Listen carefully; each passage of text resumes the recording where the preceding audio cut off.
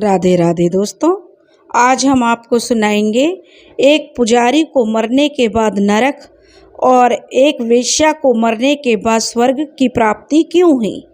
अगर आप हमारे चैनल पर नए हैं तो प्लीज़ हमारे चैनल को लाइक करें, सब्सक्राइब करें और शेयर करें। बहुत समय पहले की बात है, एक गांव था।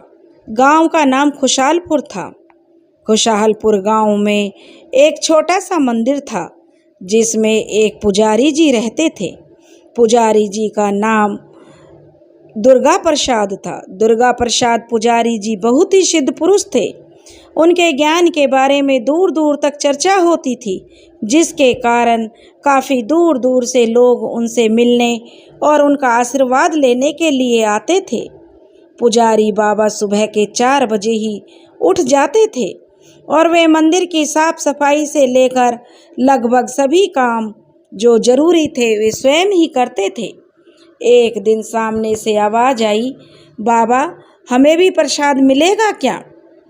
सोने के गहनों से सजी हुई एक अत्यंत सुंदर महिला बाबा के सामने हाथ फैलाए खड़ी हुई थी। उसे देखकर बाबा ने मुस्कुराते हुए कहा, क्यों नहीं बेटा, आपको भी प्रसाद मिलेगा। प्रसाद तो सबको मिलना चाहिए, तो तुम्हें क्यों नहीं मिलेगा? तुम भी आओ, प्रसाद ग्रहण करो। तभी अचानक किसी ने प्रसाद दे रहे पुजारी बाबा का हाथ पकड़ लिया। बाबा ने पलटकर देखा तो गांव की एक धोबन थी। बाबा ने मुस्कुराते हुए धोबन से पूछा, क्या बात है, तुम मुझे प्रसाद देने से क्यों रोक रही हो? तब धोबन ने कहा, पुजारी जी ये आप क्या कर रहे हो? ये कैसा अनर्थ करने जा रहे हो? पुजारी बाबा बोले, प्रसाद देने में भला कैसा अनर्थ? प्रसाद पर तो सबका हक है। तब वह धोबन कहने लगी, आप जानते भी हैं यह महिला कौन है? कितने घरों का यह नाश करके बैठी है और अब आई है यहाँ प्रसाद लेने। इसके ऊपर तो वही कहावत बैठती है ना पुजारी जी, 900 चूहे खाकर बिल्ली हज को चली। पुजारी बाबा ने कहा कि देखो देवी, ऐसे किसी का अपमान करना उचित नहीं है, तुम्हें ऐसा नहीं करना चाहिए। तब धोबन ने कहा, पुजारी बाबा आप नहीं जानते, यह कोई आम महिला नहीं है, यह तो एक वेश्या है, वेश्या। यह सुनते ही बाबा के हाथ से प्रसाद की थाली छूट गई। प्रसाद की थाली नीचे गिर गई। वह अब वहाँ एक पल भी नहीं रुके, दौड़े दौड़े स्नान गृह की तरफ भागे और जो प्रसाद नहीं पाकर भी उस महिला को कोई दुख नहीं हुआ। उसने जो वेश्या थी वह आई थी, उसे प्रसाद नहीं मिला, लेकिन उसे अपने अपमान का भी कोई दुख नहीं हुआ। उसने फर्श पर पुजारी जी के चरणों की बनी छाप को अपने पल्लू से उसे अपने माथे पर लगाया छूकर और चुपचाप वहाँ से फर्श पर पड़ा हुआ प्रसाद उठाकर चली गई। परंतु उसका मंदिर में आना निरंतर जारी रहा। वह रोज़ मंदिर में आती। वह रोज़ सुबह अपनी लग्जरी गाड़ी से काफ़ी सज धज कर मंदिर आती, ईश्वर के सामने मत्था टेकती। हालांकि अब वह पुजारी बाबा के पास नहीं जाती थी, बल्कि दूर से ही उन्हें प्रणाम कर लेती।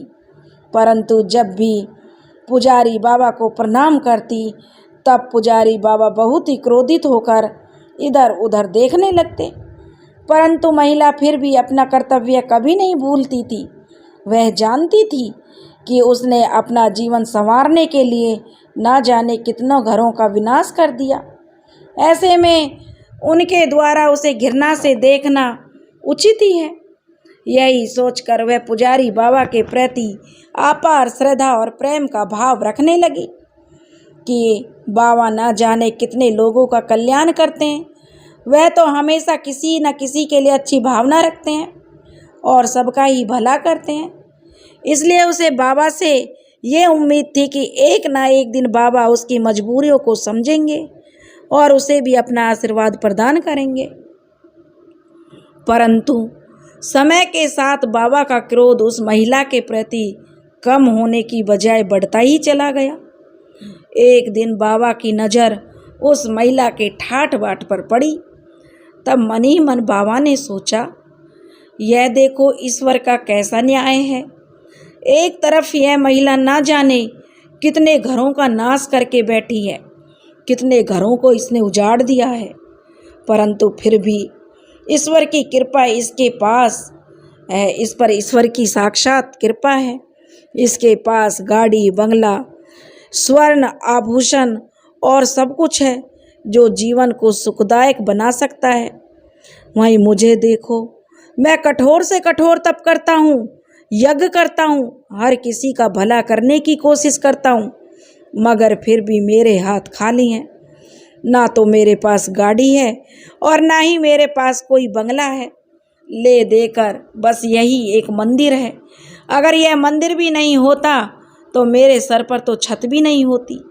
पहनने को सिर्फ वही फटी पुरानी धोती और रूखा सूखा खाने के लिए भोजन है। बाबा इन बातों को सोचकर काफ़ी दुखी रहा करता। और एक दिन जब बाबा मंदिर में कथा बाँच रहे थे, उसी समय लोगों के साथ वह महिला भी वहाँ बैठकर कथा सुन रही थी। तभी क्योंकि बाबा जब उस महिला को देखते थे तो मन में उसके बहुत ही भाव आते थे, उसकी समृद्धि को देखकर। अब जो बाबा थे उनके मन के जो भाव भगवान के प्रति नहीं थे, वह तो उस औरत को देखकर ही जल भूनते रहते थे। उधर वह औरत अगर वह अपना काम छोड़ देती तो वह भूखी मरने लगती, इसलिए वह अपने काम के प्रति भी वफादार थी। वह जब भी अपने धंधे पर बैठती, सुबह नहा धोकर सबसे पहले भगवान का 2 मिनट ध्यान करती और भगवान से अपने कर्मों के लिए क्षमा मांगती। और वह मंदिर में भी जाती, भगवान से अपने कर्मों के लिए क्षमा मांगती। उधर पंडित जो पुजारी जी थे, वे उस वेश्या को देख देख कर जी उसके मन में उनके प्रति लगाव होने लगा। वह भी बाहरी आडंबरों के प्रति आकर्षित होने लगे। भगवान के प्रति उनका मोह खत्म होने लगा। और ऐसे ही जब वो कथा सुना रहे थे और मंदिर में, तो वह औरत भी आकर बैठ गई। वह भी भक्तों के बीच में बैठकर कथा सुन रही थी। तभी जो मंदिर की जो छत थी वह जीर्ण हो चुकी थी, क्योंकि मंदिर काफ़ी पुराना था। और मंदिर की छत अचानक भड़बड़ाकर नीचे गिर गई और छत में दबकर वहाँ बैठे काफ़ी लोग घायल हो गए, जिसमें बाबा सहित कई लोगों की जान चली गई। उन कई लोगों में वह पुजारी जी और वह वेश्या भी थे। उनकी मृत्यु के पश्चात यमराज उन्हें लेकर स्वर्ग के द्वार पर पहुँचे। यमराज ने महिला को स्वर्ग जाने को कहा, तो यह देखकर बाबा काफ़ी आश्चर्यचकित हो गए, क्योंकि बाबा ने जो पुजारी जी को यमराज जी ने नरक में जाने के लिए कहा। तो जब वह वेश्या स्वर्ग जाने लगी तो पुजारी जी आश्चर्यचकित होकर यमराज जी से कहने लगे कि यह कौन सा अन्याय है। आपके यहाँ तो सबको न्याय मिलता है, पर यह तुम्हारा कैसा न्याय है। और पुजारी जी क्रोधित हुए, बहुत क्रोधित हो गए और यमराज जी से पूछ बैठे, तुम्हारा यह कैसा न्याय है।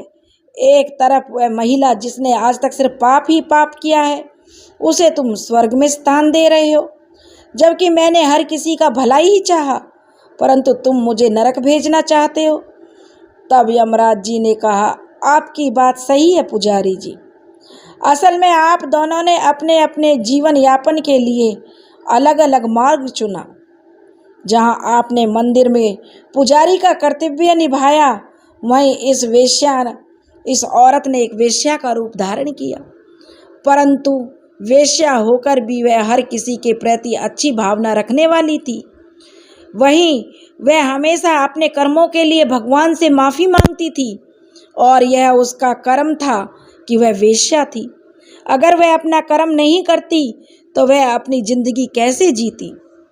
और आप जो है, इसलिए वह भगवान के प्रति आप घृणा का भाव रखते थे।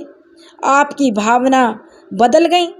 आपने वेश्या को देखा तो उसके सुख साधन के ओर जो आपका मन विचलित हो गया, और आप उसे पाने की जो इच्छा करने लगे, जिसके परिणाम स्वरूप उसके लिए स्वर्ग के द्वार खुल गए, क्योंकि वह अपने धर्म पर अडिग थी और आपको नरक जाना पड़ रहा है क्योंकि आप अपने रास्ते से भटक गए।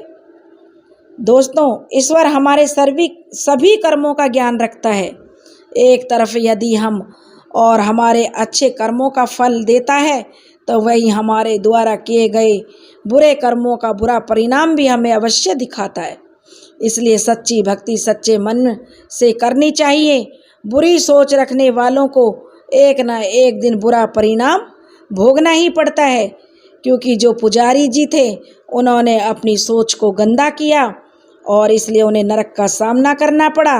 और जो वेश्या थी वह अपनी सोच पर कायम थी और अपने इष्ट देव भगवान के प्रति समर्पित थी। दोस्तों, अगर आपको हमारी कहानी पसंद आई हो तो प्लीज़ हमारे चैनल को लाइक करें, सब्सक्राइब करें और शेयर करें। राधे राधे।